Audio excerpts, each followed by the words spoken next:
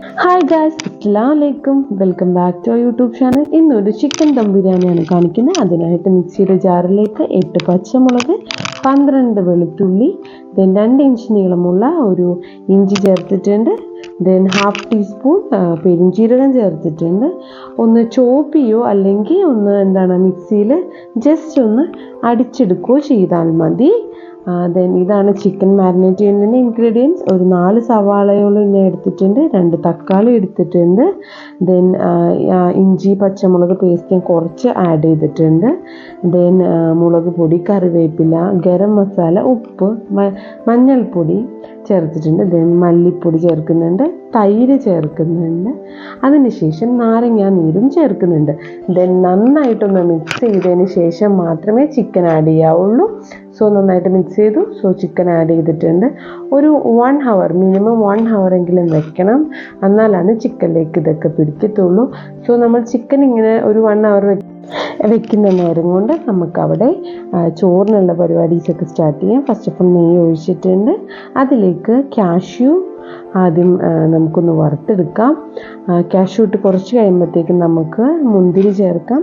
മുന്തിരി ഇടുമ്പോൾ ശ്രദ്ധിക്കണം, ഒരു ബബിൾ ഇതാവുമ്പോഴത്തേക്കും നമ്മൾ മുന്തിരി എടുക്കണം, അല്ലെങ്കിൽ കരിഞ്ഞു പോവും. സോ ഒരു ബ്രൗണിഷ് കളറായപ്പോഴത്തേക്കും ഞാൻ എടുത്തിട്ടുണ്ട്. So it's ready. 3.5 കപ്പ് കൈമ റൈസാണ് എടുത്തിരിക്കുന്നത്. ഒരു 6 പേർക്കോളം സെർവ് ചെയ്യാൻ പറ്റുന്ന വിധത്തിൽ. 3.5 കപ്പ് അരിക്ക് 5.5 ഗ്ലാസ് വെള്ളമാണ് അതിൻ്റെ കണക്കെന്ന് പറഞ്ഞാൽ.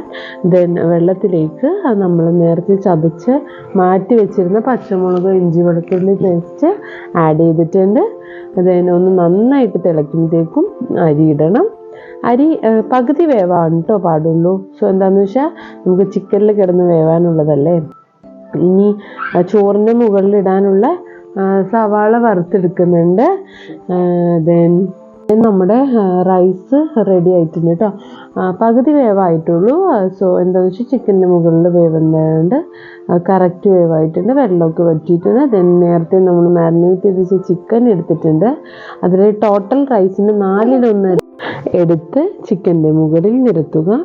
അതിൻ്റെ മുകളിൽ നമ്മൾ വറുത്ത് വെച്ച സവാള, കാഷ്യൂ, മുന്തിരി ഇടണം. ദെൻ സെക്കൻഡ് ലെയർ, അങ്ങനെ 3 ലെയർ ഇടണം.